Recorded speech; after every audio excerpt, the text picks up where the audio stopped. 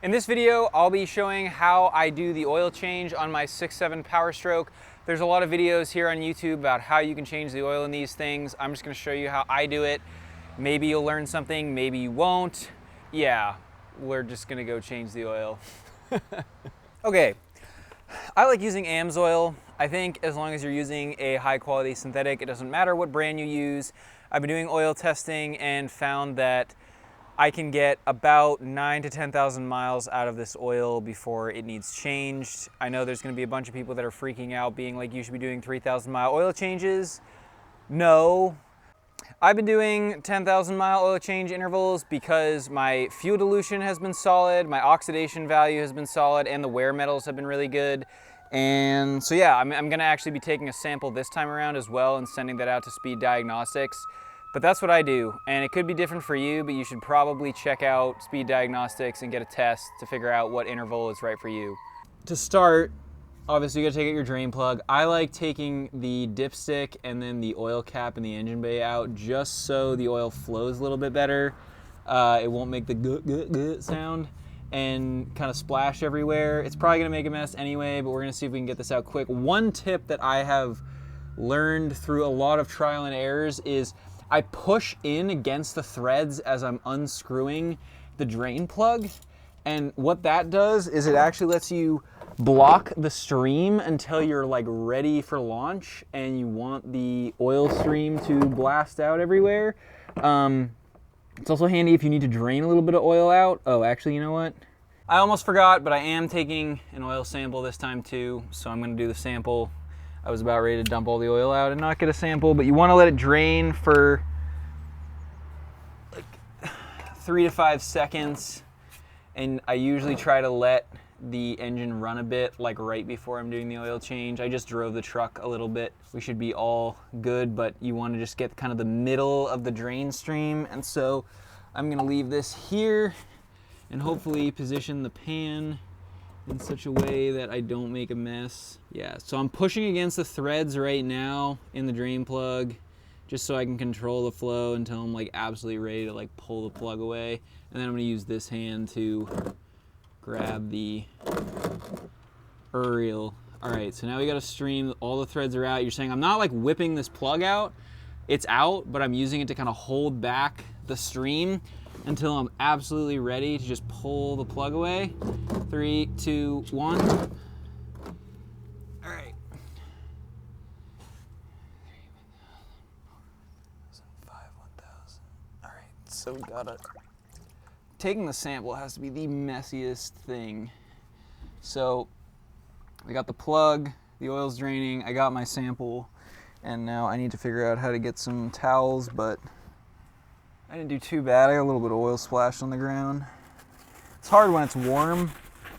Usually for an oil sample, like you want to have oil that's been circulated through the engine. You don't want to have oil that's been like sitting for like 3 days in the engine, because then you're just gonna get all the junk in the bottom and it's not giving you an accurate representation of the chemical makeup of the oil in the entire engine. All right, so I like waiting until it just gets to a drip. It will kind of slowly drain for a bit and I'll just let it go until it starts dripping. When it starts dripping, it's time to put the drain plug back in.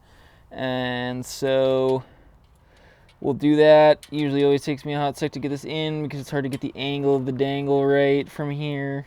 There it goes.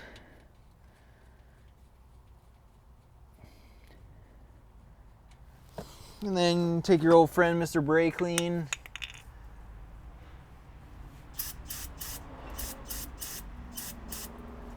Hit her with a little squash.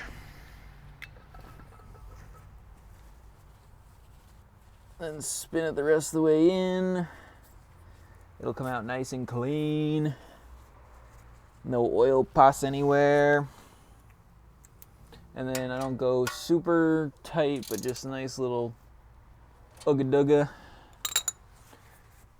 And you're good to go. We're good to faff with the filter.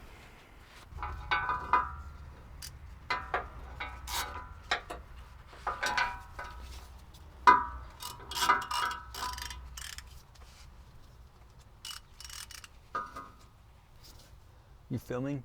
Yes. Okay, cool. So trying to put my filter on too tight, and you can just break it loose super easy with the strap mate. And then there's been competing views on this. I've tried, when I'm taking out the filter, to spin it off really fast. That usually results in a large mess. So this time we're gonna crack it until it starts to drip, then let it drain, then spin it off the rest of the way. We're gonna see if that's cleaner. I don't know, maybe place your bets on what you think is better. So, all right, so now it's dripping. And I think I'm just gonna let it go, maybe. There's not usually too much oil that comes out, so I don't think it will take that long now. The only downside, and the reason I used to spin it off fast, was because by waiting for it to drain like this, you end up having to grab a filter that's covered in oil. So we'll see how this goes. I'm not totally convinced that this is going to be the best way to go about this. It's funny too, the oil seems to like drain down this side of the filter, which is kind of interesting. It is also kind of annoying to have to wait. I know there were some people that said you could punch a hole in the bottom, but I don't feel like I have the motor skills to do that. Maybe some of you are more skilled than I. It's like, come on, mate. You still draining? I can relax. And it's coming down my hand. This may not be a better way. It really isn't. It is not a good way. Although, actually, I think going slow is preferable, honestly. You still get oil on your hands, but it's on your hands and not like on your face. Because when you do it fast, it just gets all over your face. All right, next step. Gonna pre-fill this filter. I know some people don't like pre-filling, but it's been kind of conclusively proven by the Motor Oil Geek that it's good to pre-fill, so I don't know, I'm gonna go off of his advice and not off of the YouTube mob, if I'm being honest. So yeah, I like to just try to take the quart, because this takes 13 quarts, so I know the newer PowerStrokes, like the 2023s, I think take 15 quarts, so just make sure you check which year engine you have before you go and buy the oil, just to make sure. AMSOIL does have a helpful guide on their website where they'll actually tell you what the quantities are, and they have a kit together. So I'll buy like 3-gallon bottles and then a single. So I'll have like 12 quarts in gallons and then 1 single quart. And I use the single quart to prime the oil filter. I will put a little bit on the ring up top, but not a ton. I don't really feel like I need to go super crazy. And I just pour it straight in because oil out of the bottle is not contaminated, despite what the internet trolls think. Last time I checked, there wasn't a single internet troll that was a tribologist, so, you know, you guys can bite me. It's been my experience that the filter will take like almost a quart of oil, which is pretty crazy that you can fit a whole quart just in the filter. So it took almost a quart of oil, so yeah, big Johnny filter. We're gonna make our way over here and put the filter back on and then fill this thing up and hopefully be on our way. All right, so what I like to do is to make sure you didn't leave the seal up here from the oil filter. That's super important. And then you'll notice it's just gonna keep dripping like this. I like to wipe as much of the oil off the edge as I can, and then I'll take the towel and actually push it up in and kind of block the drips and then get the filter in position. So I'll do like one of these, and then this is my filter with almost a quart in it, and then we'll go up here like this. And sometimes it doesn't always work. Like right now, it's kind of not working. What I usually try to do is get it so that the drips don't come down the sides of the filter. But it's kind of hard to do that. And that's why you have brake clean. So if some of the drips come out, you just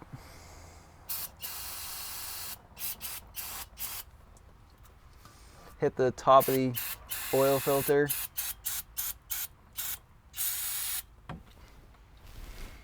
And that should get it pretty well sorted.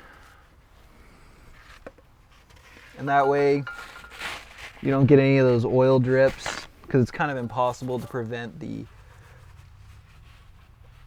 oil filter from leaking. And in terms of like how tight I go, I don't use a strap wrench to tighten it. I just go like, you know, hand tight pretty much.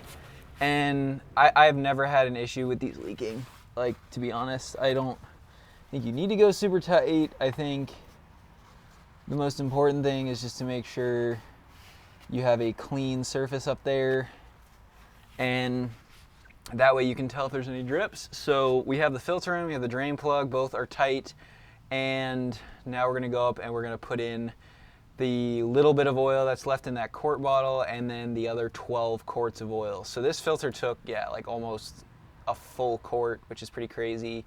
So we'll go put the other 12 and whatever's left in that bottle in and fire her up and reset the oil life monitor. So I have a little bit of that oil left. I'm gonna put that in there. We're gonna dump the rest of this in. This is the single quart I use to fill up the filter. I've tried buying like multiple gallons at a time, but it's easier to just have the 12 and 13, so you know you did 13 exactly, because otherwise it's just a mess.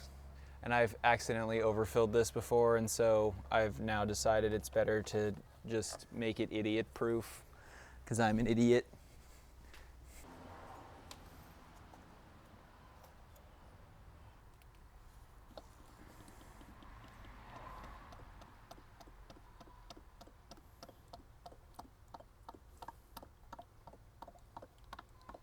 Drop.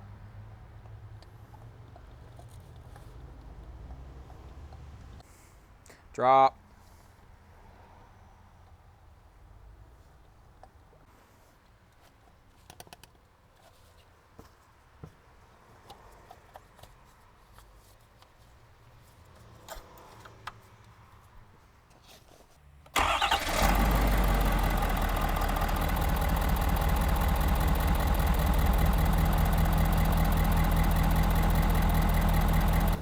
Okay, so once you've added the oil and reset the intelligent oil life monitor, I like to let it run for a bit and go around and check for leaks, mainly from the drain plug and the filter that I just installed.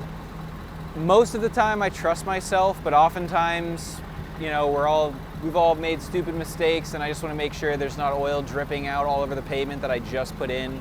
I'll recheck the dipstick and recheck the cap, but like realistically, like I'm not usually checking the oil level in this thing a ton. Like if you put 13 quarts in, 13 quarts is what it needs. I've been doing that as the oil change interval since I've owned this thing for the last 150,000 miles, and yeah, it just, that's what it is. So I wouldn't stress too much about the dipstick level. If you're doing oil analysis, you would know if your truck's like making oil, AKA you're getting coolant in the oil or like water in the oil or some kind of contamination. So I think just the word to the wise is like change your oil on a regular schedule. If you don't want to do oil analysis, change it at 5K. That is the safe bet. If you want to get an inside look at what your engine is doing for $70, you can go to Speed Diagnostics and change your oil and figure out exactly what's going on in your engine with no guesswork. And it just is a huge peace of mind. So I would recommend that. But if you're not, again, do 5,000 mile intervals. Definitely don't go do 10,000 mile oil change intervals unless you do oil testing, because you are rolling the dice big time if you do that. I would never recommend that to someone until they're testing their oil, because it's different for everyone. So yeah, test your oil, change your oil, double check things. Thank you for watching. We'll see you next time here on PowerStroke Maintenance. Cheers. Excuse me, sir, what are your oil change intervals? Oh, you do 5,000 miles? That's unfortunate. You should try oil analysis. You think oil analysis is stupid and expensive? Well, that's what I thought too, but I tried it and it saved me a lot of money, so you know, you might want to think about it. Looks like you're really kind of running low on juice there.